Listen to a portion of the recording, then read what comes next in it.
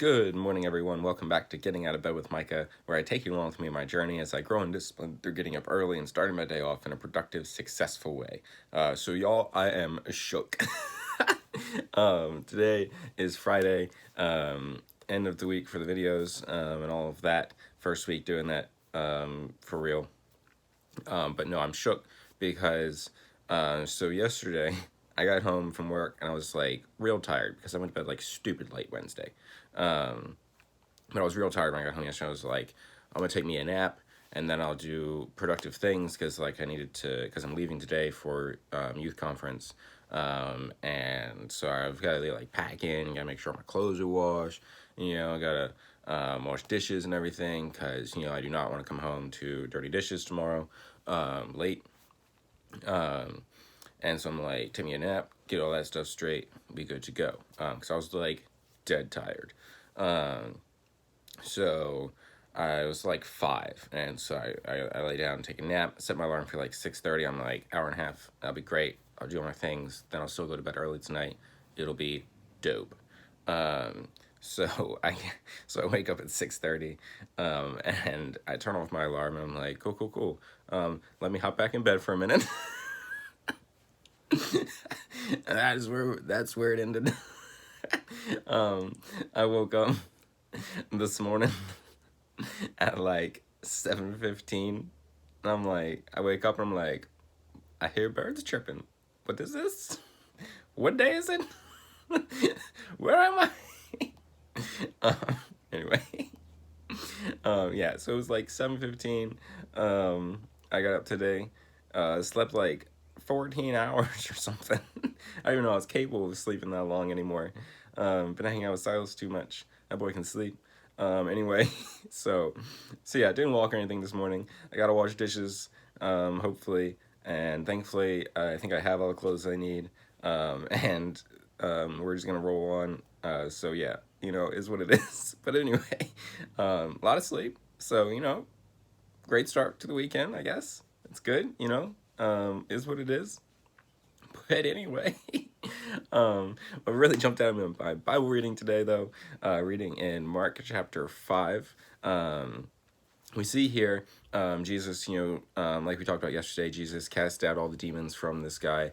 And then we see in verse 17 where the people are like, bro, can you get out of here?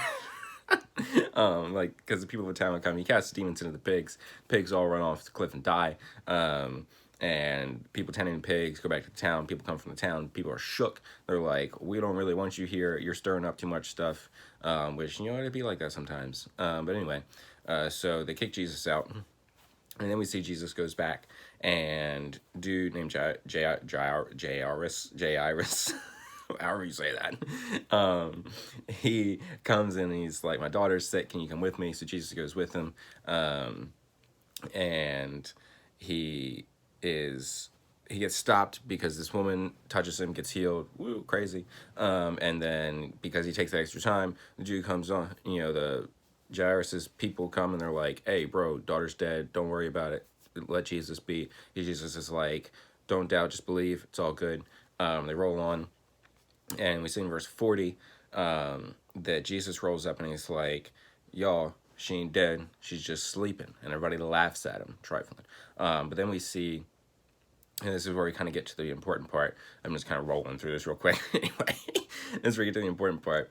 All the people laugh at him. But we see in verse 30, 31, one of those, I think, where Jesus only takes with him Peter, James, and John.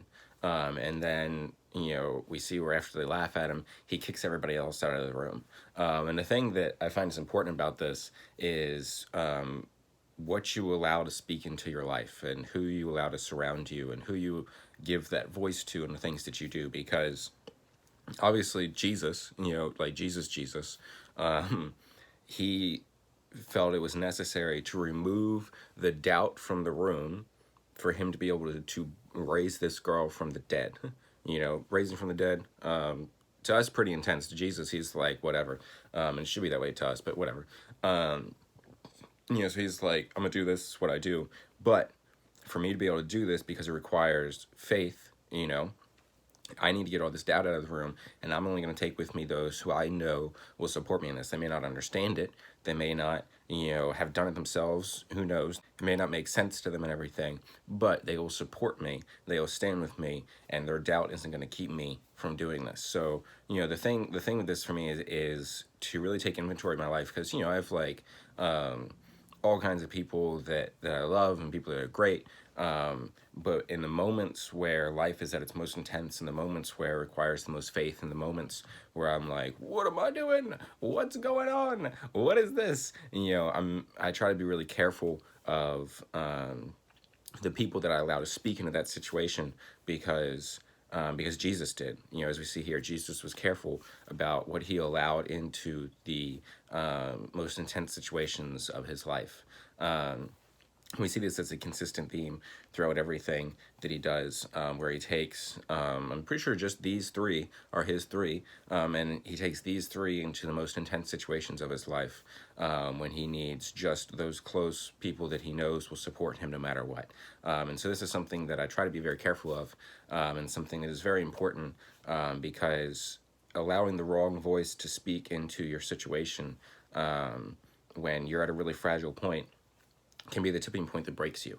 So it's important to carefully select the closest people in your life and your closest friends and those who you give the greatest voice to, because it matters. You are what you put in, and what you put in often comes from those who you allow in.